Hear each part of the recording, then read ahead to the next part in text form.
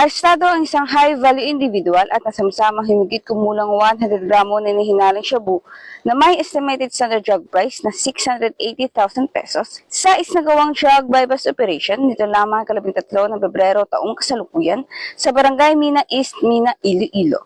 Kinilala ang suspect na si alias Noynoy, 31 taong gulang, may asawa, at residente ng Barangay Tularocan, Mina, Iloilo. Siya ay nadakip ng mga tauhan ng Mina Municipal Police Station sa ilalim ng pamumuno ni Police Lieutenant Redan A. Octaviano, Officer in Charge, matapos umunong magbenta ng isang sachet na inihinalang shabu sa isang police pusher buyer. Bukod sa nabentang sachet, nakumpiska rin mula sa suspect ang 3 karagdagang plastic sachet na naglalaman ng inihinalang shabu, bypass money, at iba pang non-drug items. Kasalukuyang nasa kusdiya ng pulisya ang suspect at nahaharap sa kasong paglabag sa Republic Act 9165, ang Offensive Drugs Act of 2002. Muling pinagtibay ng kapulisan ang kanilang mas pinaigting na kampanya laban sa iligal na droga upang matiyak ang kaligtasan at kaayusan ng bawat pamayanan sa rehiyon. Mula rito sa Western Visayas, ako niyang PNN correspondent, Patrol Woman Annette Sablon, alagad ng batas taga-taguyod ng Balitang Pulis.